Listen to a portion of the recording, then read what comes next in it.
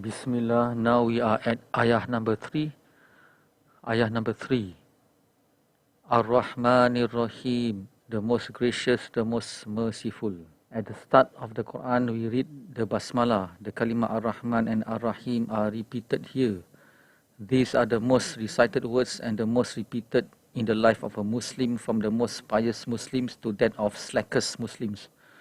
Why is Ar-Rahman Ar-Rahim repeated again in this surah? One reason is that the previous ayah 2 is telling us about the master of all creations and we are slaves.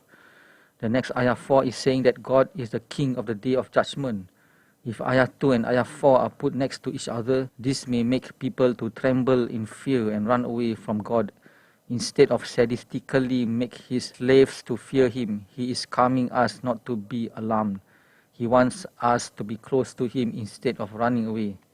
Ar-Rahman Ar-Rahim, translated casually as the most gracious, the most merciful.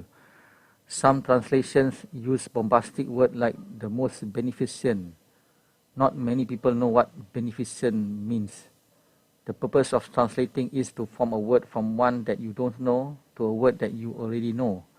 If you don't know what beneficent means, then the translation has failed.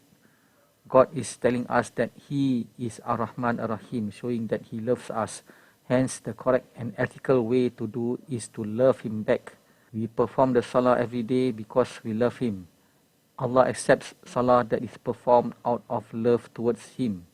If a Salah is not performed out of love, then that Salah is questionable. If you have been practicing the Nawafil prayers, the Sunnah prayers, that is one way of measuring your love to Him. Since the Nawafil prayers are extras, not the main scheduled prayers. Paradise is for people whom He loved and they love Him back in return. People who love their Lord will spend more time remembering and worshipping God more than on self-entertainment. Example, the Prophet ﷺ was sitting with his beloved wife Aisha radiallahu anha and having quality good time with her. Then he said to his wife, "I love you, but I love my Lord more." And he went away to worship Allah.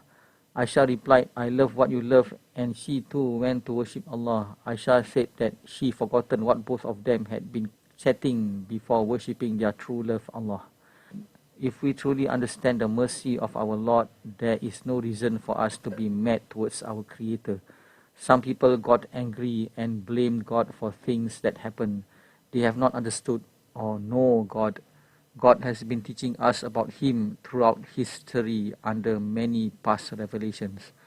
After informing us of His name and that He is our Master and we are His slaves, ayah 1 and 2, immediately in this ayah 3, it shows that He is merciful and not doing injustice to His slaves. He is not benefiting from our worship to Him, unlike the human master where everything the slave does is for the benefit of himself. Additional notes. Other than being the creator of all creations, He does not leave them to rot. Because of His mercy, He maintains them to be in perfect order. A merciful creator must also be a God that never dies. If the creator or owner dies, the world will perish. Imagine an old man who lives alone and has been taking care of his house all this while. When he suddenly dies, the house will start to grow cobwebs, infested with rats and cockroaches, etc. Therefore, another definition of a God is, He can never die. Sometimes when we own something, it may be that we are not maintaining it in top condition. Example, if you own a laptop and there are so many junk outdated files that you have not cleared, your virus definition may be out of date, your hard drive is fragmented badly and you wonder why the laptop is running slow. You don't bother to defragment your hard drive. Do you often back up your files? A God is one who maintains His creations. Humans keep destroying and offset the balance of nature. People might ask, if God is so gracious and merciful, where is God's mercy when something bad happens? Example, you lost your job, tsunamis or earthquake hit a country and causing death and destruction, people starving during drought or war, etc. And the list goes on. Actually, those disasters in one way or the other are caused by humans' tampering of nature, humans' greed and evil over each other, humans' lack of compassion over the less fortunate, humans' disorganized way of infrastructure, etc. People keep blaming God when something unnatural occurred. Everything was in their natural state before humans walked the earth. Allah's judgment and knowledge is beyond our limited understanding and knowledge. He sees the future and He knows what is best for the people. Example, a mother feeds her small child who is down with a fever with a very bitter medicine. The child, as naive as he is, will refuse the medicine while screaming. The bitter medicine is to cure the child even though it seems awful for the child. Another example, the doctor who advises a child that he would need a vaccination which can only be administered with an injection. The logic in the divine perspective is much larger than this mother and child parable. There are two worlds running at the same time. There are the physical material world and the spiritual divine world. What may look bad in the material world is not necessarily be bad in the spiritual world. It may look bad in a person's physical being but may be good for his spiritual being and the hereafter. The wisdom of what Allah does is beyond our material understanding. He sees both the material world and the unseen world at the same time. When anything less than good happen to you, please cultivate a habit of reminding yourself that there is always a blessing in disguise no matter how painful your short understanding of the situation is. Remember that your life does not end on your death but continues into the hereafter. You might get the blessings there. Maybe because you have suffered once in this world, He might give you eternal bliss in the hereafter. If you count the hours that you have been sad, it is just a little portion of your life on earth. Most of the time you are not sad. Anything that happened is under the concept that either Allah made it happen or Allah allowed it to happen. The same concept goes to anything that doesn't happen. He knows what is best for you. The terms Ar-Rahman and Ar-Rahim translated casually seems to be exactly of the same meaning, gracious, merciful. Mercy in human terms only happens when someone is about to be punished and the authority having mercy by letting him go. A better translation for both words would be love and care. Love and care happen in all situations, like a mother's love and care for her baby. However, there are differences between Ar-Rahman and Ar-Rahim. In classical Arabic, when two words of similar meaning are put side by side, is to emphasize the difference between the two with a common meaning as the base. Unlike in English, when we say you are dumb and stupid, they mean the same. People will not ask what is the difference between dumb compared to stupid. It just means you are very stupid. Other examples, I am very happy and overjoyed. I am angry and mad. It shows that I am very happy, I am very angry. As for Ar-Rahman Ar-Rahim, Ar-Rahman is Allah's mercy, love and care in one area, and Ar-Rahim is His mercy, love and care covering the remaining areas. We will explain in more details here. Ar-Rahman, number one, extremely merciful. Even though He is so great, He still looks after us, the tiny humans, etc. Number two, mercy, love with care is happening right now. Example, you are telling some people that you have a friend that is a very hardworking person. You can never be sure whether he is being hardworking right now when you are talking about him. He might be sleeping now. But when you say that Allah is merciful, He is being merciful to you right now.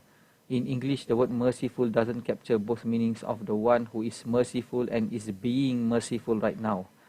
If you are currently having a big problem and your wife talks to you about something about going for a vacation next month, you will not be interested as your mind is only thinking about solving your problem right now. When you are doing nothing like sleeping, if His mercy is not happening right now, you may be dead. Example, oxygen level drops, etc. Ar-Rahman is mercy that solves your problem right now. Number three, transience, temporary. Example, someone who is extremely hungry, his hunger is temporary. Once he gets food to eat, he is no longer hungry. Someone who is extremely angry, his anger will stop when he gets what he wants. The same goes for Ar-Rahman. The mercy that you get right now is temporary. It can be lifted up if something else happens. Ar-Rahman being temporary is mercy for all humans in this world. The world will end, and so does mercy to the disbelievers. If you mess up your deen not obeying Allah and He does not immediately punish you, He does not stop giving you provisions. You are still given provisions, eating, drinking, health, etc. in order to live. That is His mercy going on for you right now. You're still given time to repent. One more example. Everybody knows that John is a very reliable person. You have an urgent, very important business deal and he has not come yet. While you are anxiously waiting, he is not being reliable right now. When he finally does appear, you acknowledge that he is being reliable right now and be thankful to him. Humans will always want Allah's mercy to happen right now. If only Ar-Rahman is mentioned without Ar-Rahim, example, if you sin once, you didn't get punished immediately because Ar-Rahman is happening. If you continuously sinning the same thing, the mercy that you are getting can be lifted as it is temporary. Hence, you have no mercy from him. This is Ar-Rahman without Ar-Rahim. If you currently are eating and drinking well, you wear good clothes, paid your bills every month, have a good car, everything is good, does that mean you can stop worrying about the future? You still have some concerns of the future, example, getting married, your children's education, your health when you get older, etc. Therefore, other than Ar-Rahman that takes care of your current immediate needs, you still need the assurance of Ar-Rahim to take care of your future needs. Ar-Rahim, number 1, permanent. His mercy is always in existence, it never ends. Number 2, it isn't necessarily happening right now. Example, a person is very strong. He is still a strong person even when he is sleeping, meaning he is not using his strength right now while sleeping. The mercy of Allah is always there, but the mercy isn't necessarily executed right now.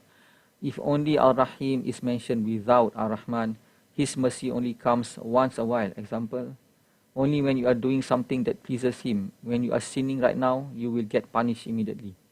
Why Ar-Rahman is mentioned first before Ar-Rahim?